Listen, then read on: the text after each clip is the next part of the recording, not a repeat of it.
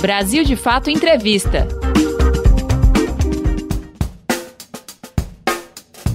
Olá, começa agora mais um Brasil de Fato Entrevista. Hoje a conversa é com a professora e economista Esther Dweck. Na entrevista ela fala sobre os 4 anos de teto de gastos que seguem engessando o orçamento público e impedindo investimentos cada vez mais necessários em tempos de pandemia. Ela também comenta sobre os impactos para a população brasileira da política econômica do governo Bolsonaro, que prioriza os mais ricos e a concentração de renda no país. Confira! O teto de gasto nada mais é uma medida de tentar destruir a Constituição, de botar, a gente chama um cavalo de Troia dentro, né? Porque na época que foi aprovada, quem quiser procurar lá os discursos, os relatores falavam, eles estavam simplesmente melhorando a Constituição, iam botar uma coisa ali para garantir que o governo elegesse prioridades, né, que não estava cortando nenhum gasto. Teto de gastos. O teto de gastos não só botou, né, aquele teto declinante para as despesas federais, como ele reduziu os pisos, né, mínimos de saúde e educação, que antes estavam vinculados à arrecadação federal, né, e passaram a ser corrigidos apenas pela inflação. E a gente tem dados que mostram que ano a ano, né, desde o início da emenda, né, não no primeiro ano, porque para aprovar a emenda eles fizeram um jogo puramente, né, que a gente sabia que era um jogo, de falar, não, no primeiro ano a gente vai gastar com saúde e educação exatamente, vai manter os pisos anteriores, não vai mexer, mas depois de 18, 19, né, e até em 2020, pré-pandemia, no caso da saúde, a gente tem, né, dados que mostram que a saúde teria perdido mais de 22 bilhões do seu orçamento, comparado ao que seria o mínimo anterior. E a educação, que estava acima do mínimo, vem sendo reduzida. Então, a educação sai de um patamar aí de 26% das receitas líquidas de impostos e chegou a um patamar de 19%, onde o mínimo anterior era 18%. Para o orçamento de 2021, passa desse mínimo, né, vai abaixo de 18%, provavelmente, e a gente vai ter um orçamento para a educação em 2021, pelo menos é o que está proposto pelo governo, de um valor absurdo, né, que não dá para garantir o mínimo de continuidade de programas no âmbito da educação básica e também da educação superior. Na saúde é a mesma coisa, né? E aí acho que uma outra área, né, foi muito, muito afetada, que tem a ver com a pandemia, além da saúde, foi a área de ciência e tecnologia. Eu fiz uns cálculos e de 16 até 19, a área de ciência e tecnologia, na parte que é exceto pessoal, né, exceto as pessoas que são dessa área, a parte discricionária teve uma perda de 38% do seu orçamento. Para o ano que vem, o orçamento do CNPq, por exemplo, está super minguado, né? O CNPq é um dos principais órgãos aí do Ministério de Ciência e Tecnologia, um dos principais fontes aí da área de Ciência e Tecnologia. Então, você tem outras áreas que praticamente desapareceram do orçamento. A área de habitação está desaparecendo, a área de cultura está desaparecendo, né, a área de direitos humanos, né, no sentido mais estrito, né, que eram os próprios ministérios da área de direitos humanos, de combate ao racismo, defesa das mulheres, né, isso tudo está sumindo do orçamento. Né, então, a gente tem um orçamento que foi super minguado, nos deixou super fragilizado para o início da pandemia. E durante a pandemia, se utilizou uma única, na verdade não é a única, mas é uma das principais cláusulas de escape que tinha na Emenda Constitucional 95, que é uma cláusula de escape tão ruim que ela só serve para uma situação completamente absurda como a gente está vivendo agora. Né? Ela não serviria se a economia simplesmente estivesse na situação que estava antes, pré-pandemia, 17, 18, 19, de um baixo crescimento. A gente vinha de um baixo crescimento, uma economia com desemprego muito alto, e a Emenda Constitucional 95 mandava o governo continuar cortando gastos, né? Não podia fazer nenhum tipo de incentivo. Esse ano, como é uma situação super extrema, né, de uma situação de calamidade pública reconhecida, né, mundialmente, não só no Brasil, aí sim você tinha a opção, numa situação tão grave quanto essa, de você executar parte do orçamento por meio de créditos extraordinários que estão fora do teto.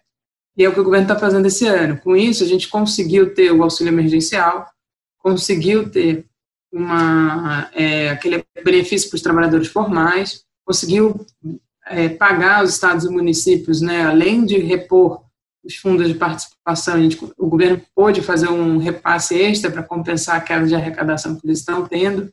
Né, então, você conseguiu fazer alguns planos de incentivo mínimo para as empresas, né, mas foi muito pouco no caso disso do orçamento, mas porque todas essas despesas estão sendo executadas extra-teto. Né, se tivesse o teto valendo, nada disso poderia estar sendo feito. Mas as áreas que não são diretamente ligadas à pandemia não tiveram nenhum aumento de recursos esse ano, ao contrário. Né? Então, a própria área da educação As universidades elas receberam dinheiro para os hospitais. Mas, por exemplo, a compra de chips, que foi uma coisa super relevante para o ensino remoto, isso teve que ser por dentro do orçamento da universidade, que estava super minguado. Então, não teve nenhum tipo de apoio a outras coisas que não fossem aquelas estritamente relacionadas à pandemia. Então, realmente, a gente está numa situação muito grave. O ano que vem, o governo falou o seguinte, olha, essa possibilidade de executar parte do orçamento extra fora do teto só foi possível esse ano que tinha calamidade. Ano que vem, não. Ano que vem volta tudo ao normal, como se a situação tivesse normalizado, né? Como se em 31 de dezembro de 2020 a gente falasse, olha, acabou a pandemia, o Brasil está ótimo, a economia voltou e o governo volta a fazer todas as barbaridades que estava fazendo antes. Então, um pouco essa situação que a gente está com um teto de gastos. Mas a gente viu todo o debate que está em torno do orçamento da saúde para o ano que vem, da própria continuação do auxílio emergencial, né, e a própria ideia do que o próprio governo tinha de fazer algumas obras, né, e alguns investimentos públicos para retomar a economia. Tudo isso é impossível dentro do teto. Auxílio emergencial. Então, o que aconteceu em relação ao auxílio emergencial? O governo prorrogou, inicialmente eram 3 parcelas, que o Congresso aprovou, né, no valor de R$600, lembrando que o Guedes queria só 200, né, mas aprovou com 600, o governo viu que isso deu certo tanto economicamente como deu certo politicamente, do ponto de vista de apoio, né, da população, prorrogou por mais 2 meses, o que foi essencial para evitar que a economia voltasse a cair de novo. E depois, como isso mostrou que o governo tinha dinheiro, que o governo não estava quebrado, que o governo tinha capacidade total de fazer frente a uma situação como essa, eles voltaram a dizer, não temos dinheiro, vamos diminuir o auxílio por mais 4 meses por só R$300. Não, e a gente está vendo, né, tem uma pressão enorme de que isso não seja feito, que volte R$600, dado que, como você falou, a gente não tem noção de quando a pandemia vai acabar. A gente ainda tem muitas pessoas que precisam ficar em casa, inclusive muitas pessoas que estão sem emprego, mas não estão procurando emprego porque tem o auxílio, o que é bom, porque as pessoas têm que ficar mais em casa, elas estão evitando, né, se expor nesse momento da pandemia. E, mais do que isso, é uma coisa que tem feito o desemprego não aumentar tanto. Né? A gente teve muita gente que saiu do mercado de trabalho, conseguiu o auxílio, então, portanto, está com renda, está conseguindo manter o mínimo, né, de alimentação para sua família, o mínimo, né, que é o que esse auxílio permite, e estão aguardando o momento que a economia volte, né, para, de fato, poder procurar emprego e poder voltar a ter uma vida mais normal. Mas o governo está trabalhando como se isso fosse acontecer no dia 31 de dezembro, né, como se isso tudo fosse se resolver. Na área da saúde, né, vai ser um tombo de mais de 35 bilhões do orçamento desse ano, como se todos os leitos que foram abertos esse ano não fossem funcionar no que vem. Né? A saúde teve um incremento de orçamento que era para ter novos leitos, poder manter isso, fazer as pesquisas necessárias, uma série de coisas da área de saúde. O governo falou, não, ano que vem volta o orçamento mais baixo do que esse ano, né, inicial. É uma lástima do ponto de vista do que significa isso. Fora, sem falar nas outras áreas de educação, na área de investimentos, que o governo tentou tentar fazer um plano de investimentos para recuperar a economia, não tem nenhum espaço para isso. Na verdade, o investimento de 2021 no orçamento está menor do que o inicial de 2020. Então, assim, essa é a lógica. Governo Bolsonaro. E aí, quando a gente pensa no médio prazo, pensa como estava a economia brasileira antes da pandemia. Né? A gente teve uma crise em 2015, 2016, e aí, né, durante a crise, se faz essa emenda, que é uma emenda que impede que o governo atue para tirar a economia da crise. Né, contrariando tudo que estava sendo discutido fora do Brasil, de que você precisava de mais política fiscal, do governo entrar mais, do governo atuar mais para tirar a economia do buraco. E aí a gente vinha crescendo naquele 1% ao ano, em 17, 18 e 19, que não tinha a gente permitido nem retomar o nível de produção de 2014. E aí a gente entra num ano como esse, já fragilizado, a economia já vinha desacelerando, independente da pandemia, né? Os dados pré-pandemia já mostram isso, que o último trimestre de 2019 e os primeiros meses de 2020 já eram meses de desaceleração, então a gente possivelmente teria um ano pior do que o ano passado, esse ano independente da pandemia, e tudo indica que com a pandemia a gente vai ter uma queda aí de uns 5% a 6% esse ano. E aí o ano que vem que o governo fala, não vou fazer nada, vou deixar a economia. Qual é o cenário, né, com base nisso? Né? Um cenário de altíssimo desemprego, então todas as pessoas que não estão hoje consideradas desempregadas porque não estão procurando emprego, ao terminar o auxílio vão ter que procurar emprego, então não vão ter como sobreviver.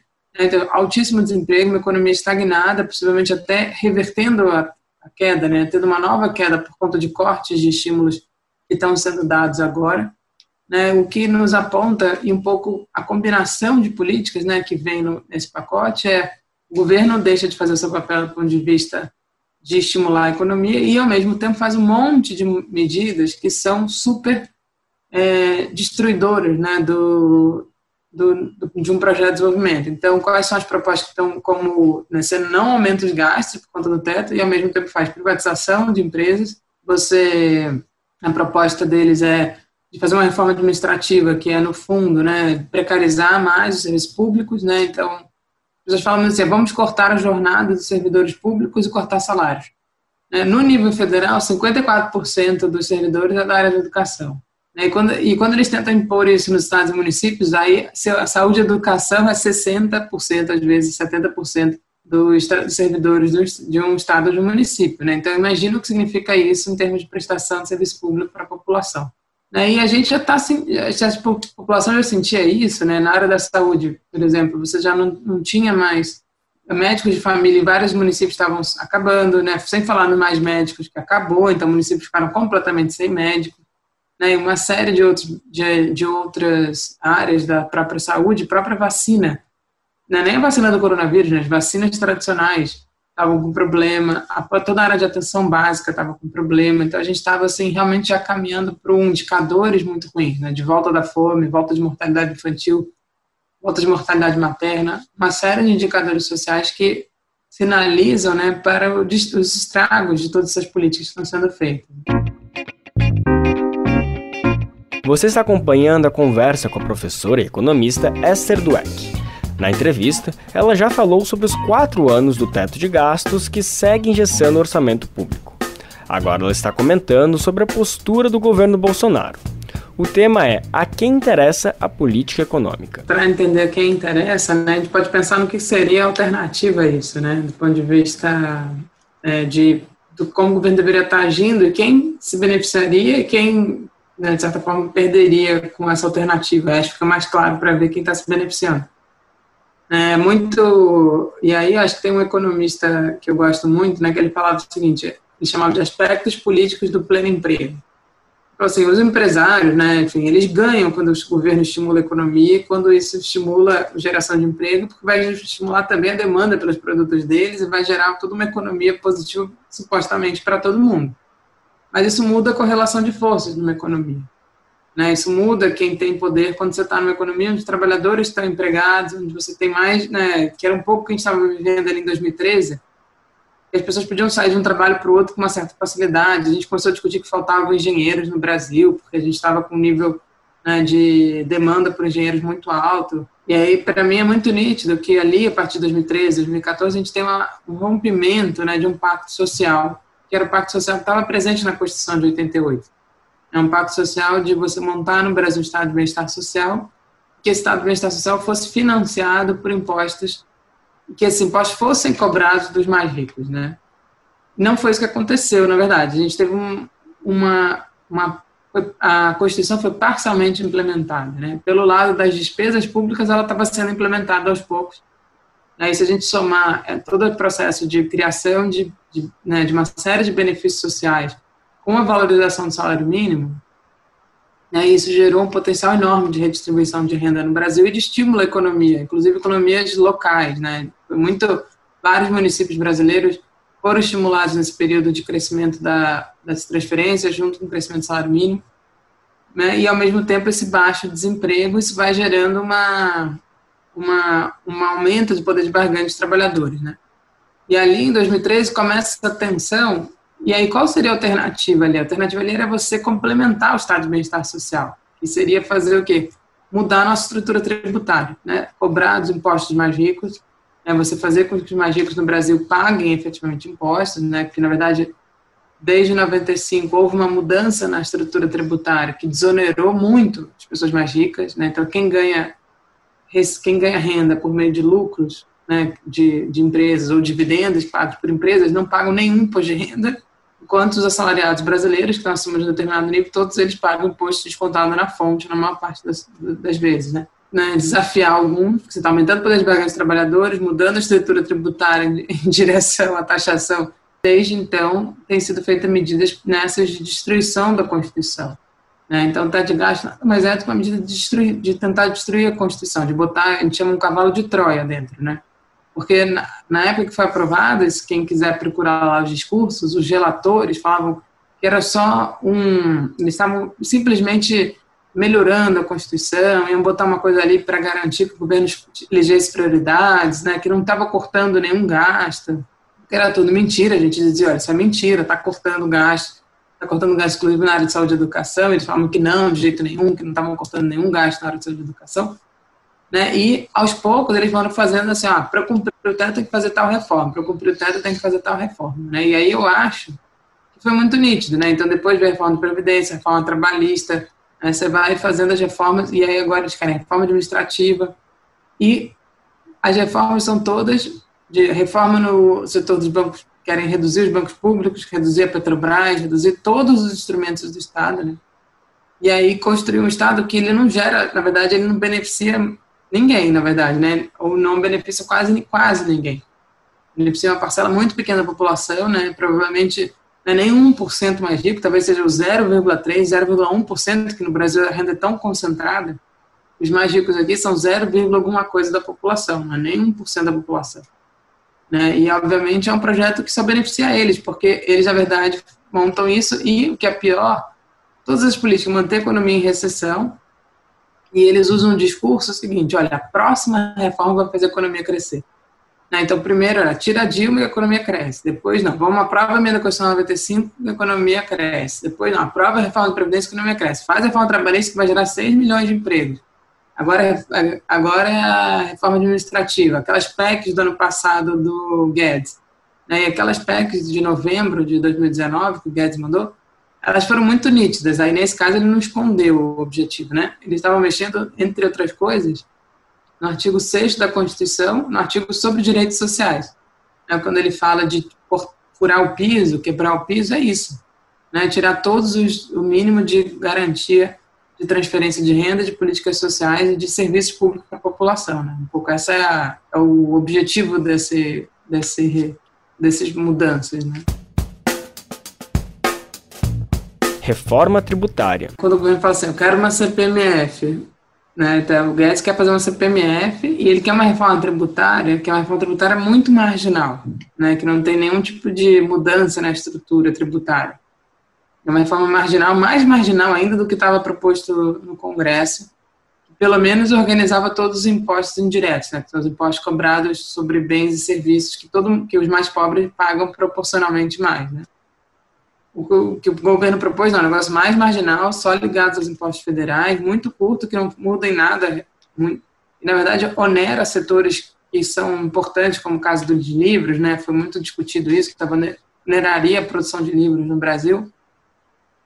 E aí, na verdade, essa era um pouco entre outros setores que seriam prejudicados, e eles, na verdade, não estão fazendo nenhum tipo de mudança relevante, né? E aí ele fala assim, mas eu quero a CPMF. Para que ele quer a CPMF? Não é para gastar mais.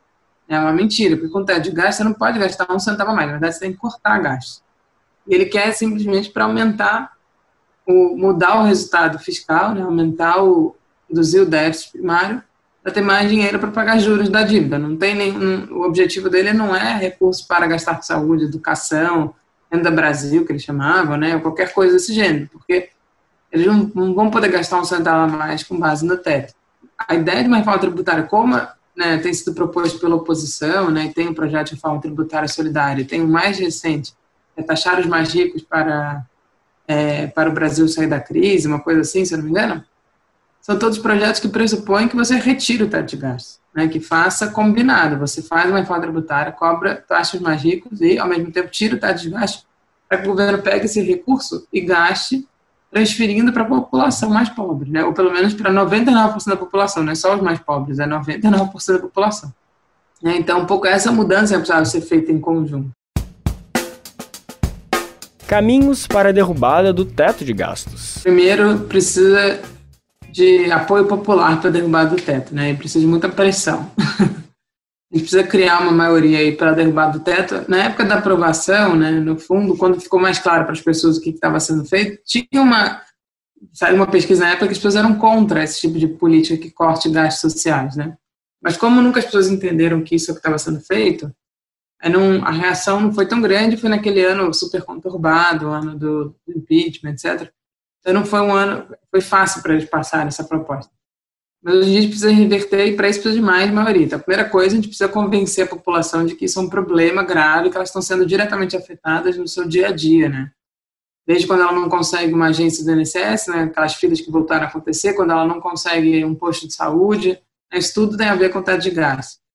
Né? E aí, quais são os caminhos hoje postos? Né? Tem um caminho que é pelo Supremo, porque há vários juristas que mostram que a emenda constitucional 95 é inconstitucional, apesar de ser uma mudança na Constituição, ela fere o que a gente chama, né, das garantias fundamentais, né, dos preceitos fundamentais da Constituição. Então, tem vários juristas que fazem isso, então tem várias ações diretas de inconstitucionalidade no Supremo mostrando que a emenda é inconstitucional.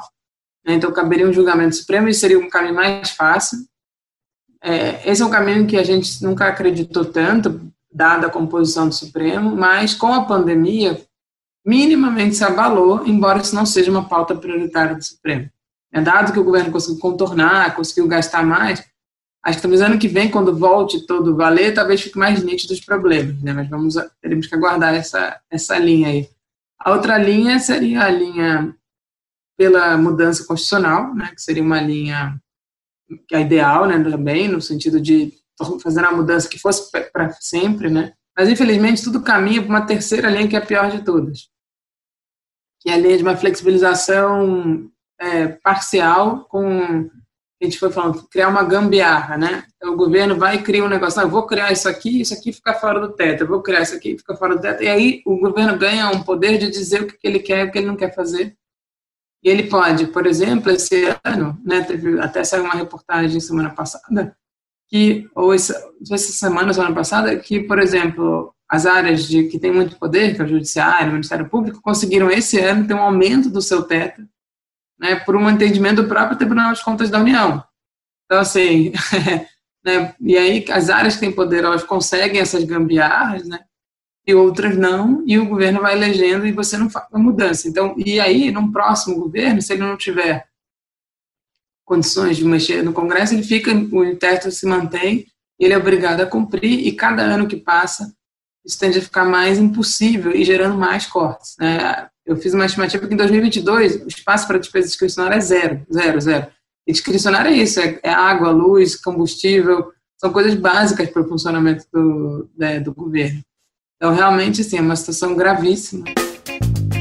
Pressão popular. Tem um grupo muito grande de entidades, né, da sociedade civil que tem feito um trabalho muito bacana de pressão. Né, vai ter uma campanha agora, dia 5 de outubro, na semana do dia 5 de outubro, muito importante, né, de mostrar os problemas em diversas áreas. Né, então, a gente tem feito esse trabalho muito, muito forte. E eu acho que esse é um pouco o caminho, né, você tentar ir conscientizando as pessoas, demonstrando os efeitos que vai ter. A gente fez um documento para o Supremo mostrando todos os problemas do teto de gastos. Acho que o documento ficou bem interessante, está disponível na internet para quem quiser ver. Eu acho que tem um monte de material e a gente precisa que esses materiais sejam mais divulgados e que a gente consiga fazer maior pressão. Mas aí acho que é central. Os partidos de esquerda conhecem essa discussão, né? Os partidos da oposição conhecem. Alguns deles têm priorizado essa luta, né? Acho que agora tem uma discussão de propor uma PEC de revogação da emenda constitucional 95, que é muito importante. Acho que tem também um trabalho bem interessante da sociedade civil, né? E de vários movimentos sociais que estão nesse grupo, né? E outros que estão fora. Então, acho que é o caminho mesmo para a gente ir pressionando, mas precisa. Mesmo os grupos da sociedade civil, né, mesmo partidos de oposição, a gente sabe que a gente nem tem conseguido chegar à maioria da população. Né? Então, acho que a gente ainda precisa de um trabalho aí mais de comunicação, de formiguinha, de conseguir conscientizar as pessoas e criar de novo uma maioria em defesa aí dos direitos sociais. Você acabou de conferir o BDF Entrevista com a professora e economista Esther Dweck. Ela analisou como foram os 4 anos dessa instituição do teto de gastos no Brasil. Outro tema foi a postura econômica do governo Bolsonaro. Você pode conferir outras conversas como essa no YouTube, Spotify, Deezer ou outras plataformas do Brasil de Fato. Ficha técnica.